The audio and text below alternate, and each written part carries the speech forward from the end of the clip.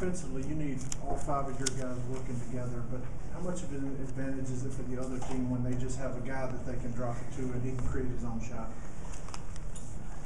It's a luxury in this league, but we talked about it before the game. This ability to change the way you play defense. And, we tried a lot of things tonight, and I give our guys credit for adjusting on the fly, adjusting during timeouts. This is the most we've challenged our guys in changing different coverages throughout the course of the game, and extremely positive in the way we responded.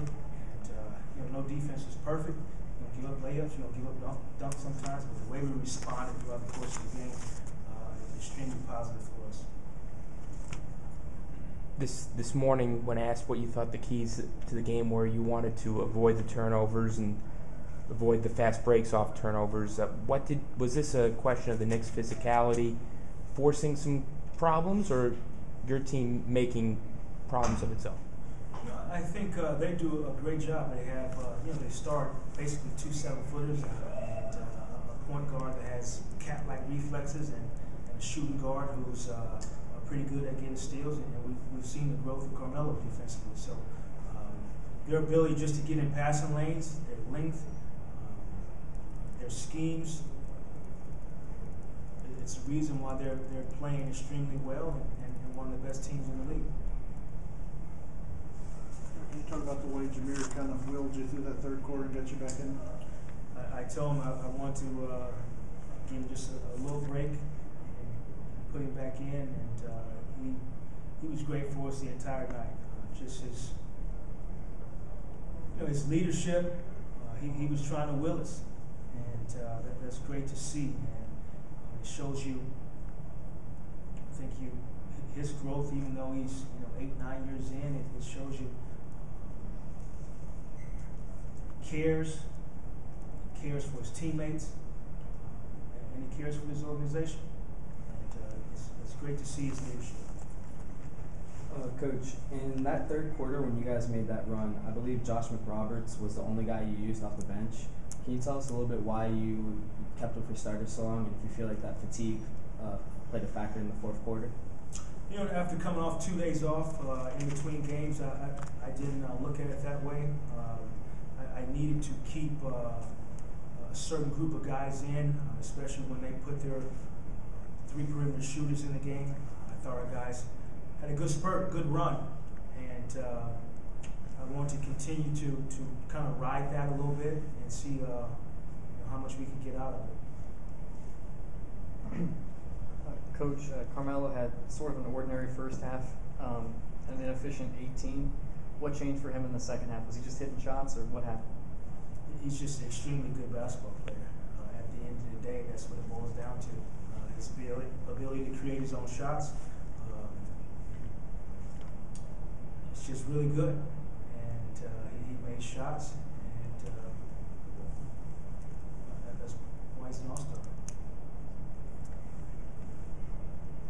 I see that Andrew played about 14 minutes. Was that more a function of you're seeing another group of 5 guys playing well, or did he tweak anything during the game? No, matchup-wise, they went small, and they had just Tyson Chandler at the 5. Matchup-wise, I wasn't going to put him on Carmelo or Stoudemire during stretches. So matchup-wise and how I thought we could maybe get an advantage on the other end, that's all it boiled down to. Coach, can you talk about Aaron's injury in the second quarter and how he was able to fight through in the second half and give you 20 points? I don't know the specifics, but I believe it happened on the layup on our end. I know he fell hard, and just an incredible effort for him to come out in the second half.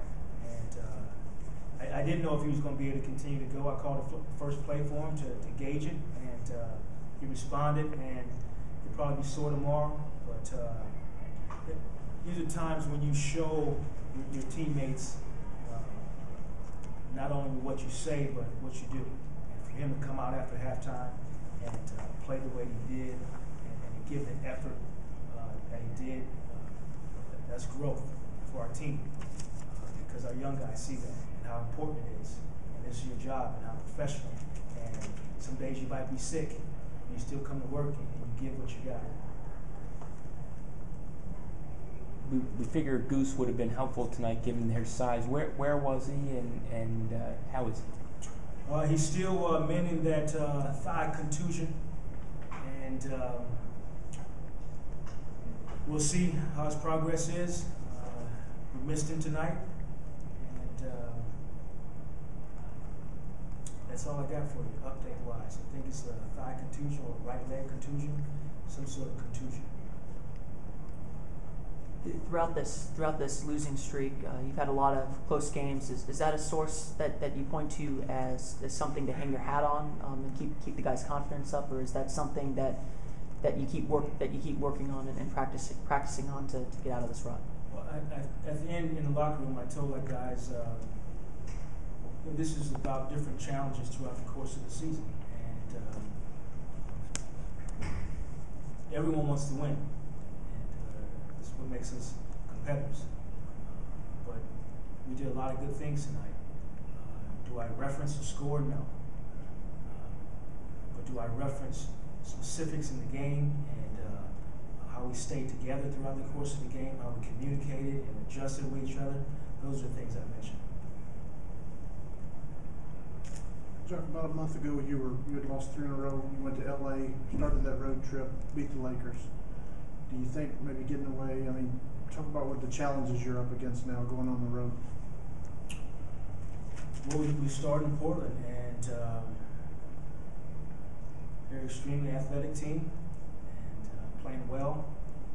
I had a good win last night, and all the games are challenging. And hopefully we can get on the road and bond a little bit together and continue to stay together as a team and fight. And I know the guys in this locker room are looking forward to the next game. I mean, we are excited about the challenge, and we'll get it done. Coach, Hedu's played about 35 plus minutes the past 2 games, and I think he has 1 point. Can you talk a little bit about how he's working back into the offense and the system? And that's exactly it. He's working himself back in. He had a lot of time off, and some of that time he could not condition, and that's part of it. And part of it is rhythm and playing with different guys on the floor. And he's a pro. It's going to take a little time for him to get back in the swing of things, and he's going to be okay. Coach Daquan probably gave you one of his best nights of his young career so far. Just talk about what you saw out of him tonight and why you went with McRoberts more in the 4th quarter instead of sticking with DJ. It was just a byproduct of lineups on the floor and the defensive schemes that we were in. I thought DJ was great. A lot of defensive stops, and you can see that he's maturing, and mistakes are diminishing.